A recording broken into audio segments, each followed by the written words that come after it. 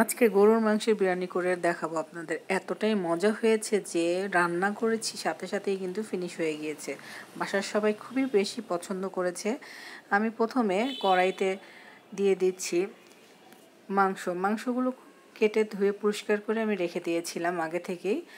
পানিটা খুব সুন্দর করে ঝরিয়ে নিয়েছি। এখন দিয়ে দিচ্ছি পেঁয়াজ কুচি পরিমাণ মতো। এর মধ্যে দিয়ে দিচ্ছি বাকি মশলাগুলো এক এক করে আমি অ্যাড করছি। এখন দিয়ে দিব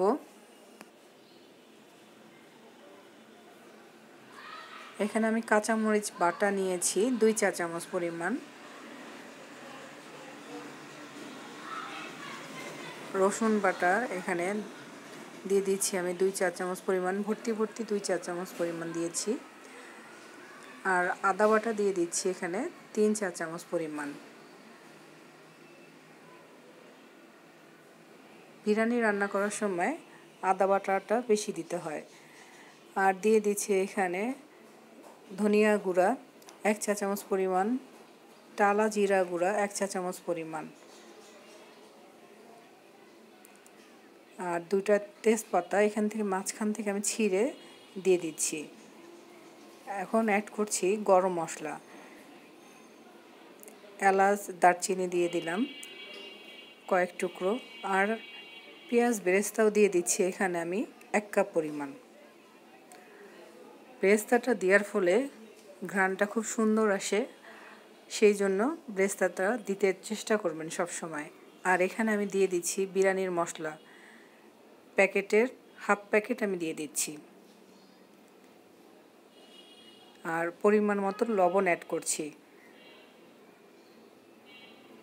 আমি এখানে প্রায় 1.5 চা চামচ পরিমাণ লবণ অ্যাড করছি। আর দিয়ে দিচ্ছি টক দই। এখানে আমি 1 কাপের থেকে একটু কম, 1.5 কাপ পরিমাণ টক দইটা অ্যাড করছি। আর দিয়ে দিচ্ছি তেল, এখানে আমি সয়াবিন তেলটা ইউজ করছি। এখন সব মশলা দেওয়ার পর হাত দিয়ে খুব ভালো করে আমি মেখে নিচ্ছি। হাত দিয়ে মেখে নেওয়ার ফলে খুব ভালো হয় খাবারটা রান্না করলে, সেই জন্য আমি এটা হাত দিয়ে মেখে নিচ্ছি এবং ম্যারিনেট করে রেখে দিচ্ছি ঘন্টাখানেকের মতো। ঘন্টাখানেক পরে আমি আবার চুলায় চলে যাচ্ছি।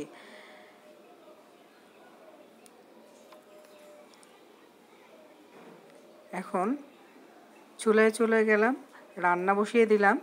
মাংসটা যখন একদম সুন্দরভাবে কষানো হয়ে যাবে, তারপর আমি এখানে আলুর মধ্যে কিছুটা লবণ দিয়ে মেখে নিচ্ছি। মেখে আমি এটা তেলের মধ্যে ভেজে নেব।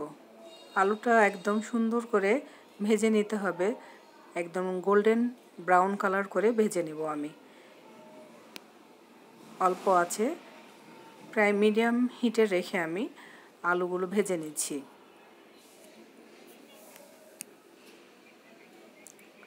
কিছুক্ষণ ঢাকনা দিয়ে ঢেকে দিতে হবে, না হলে সেদ্ধ হবে না, সেজন্য ঢাকনা দিয়ে ঢেকে আলুগুলো আমি সেদ্ধ করে নিচ্ছি। আর এদিকে আমি আরেক চুলায় মাংসটা কষিয়ে নিচ্ছি।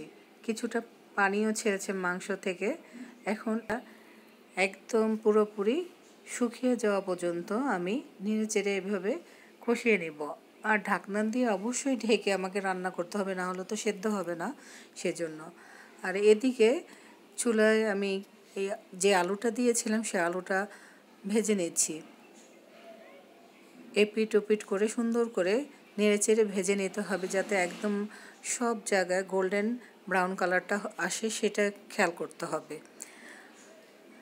এদিকে আমার মাংসটা কিন্তু অনেকটাই হয়ে এসেছে আর প্রচুর তেল উঠে এসেছে, কারণ মাংস থেকে যথেষ্ট তেল ছিল, সেই জন্য তেলটা বেরিয়ে এসেছে। এখন এর মধ্যে এই ভেজে রাখা আলুগুলো আমি দিয়ে আবার নেড়ে চেড়ে নিচ্ছি।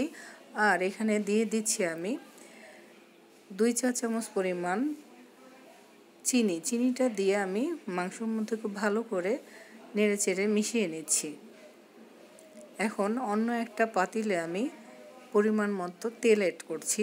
তেলটা আমি কম দিয়েছি, কারণ আমার মাংস থেকে যে তেলটা আছে সেজন্য আমি এখানে পোলাওতে আমি কম তেল অ্যাড করেছি। আর চালটা আমি ধুয়ে আগের থেকেই ঝরিয়ে রেখেছিলাম। এখন তেলের উপর খুব ভালো করে নেড়েচেড়ে ভেজে নিচ্ছি। আর দিয়ে দিলাম পরিমাণ মতো লবণ এখানে। যখন একদম চালটা ভাজা হয়ে যাবে খুব ভালোভাবে, তখন এর মধ্যে দিয়ে দিব আমি দুধ। এখানে পানির পরিবর্তে আমি দুধটা ব্যবহার করছি। দুধটা দিয়ে আমি ঢাকনা দিয়ে ঢেকে রান্না করছি। যখন একদম চালটা মোটামুটি হয়ে আসবে 80%, তখন আমি এর মধ্যে দিয়ে দিব কষানো মাংসগুলো দিয়ে ভালোভাবে নেড়েচেড়ে একদম পোলাওর সাথে মিশিয়ে নিব। 80% হয়ে এলে তখনই দিতে হবে, কারণ নাহলে তো ভেঙে যাবে। এর মধ্যে এখন আমি দিয়ে দিচ্ছি আস্ত মরিচ আর ঘি, আর কিছুটা বেরেস্তা দিয়ে দিচ্ছি, দিয়ে ঢেকে দমে দিচ্ছি।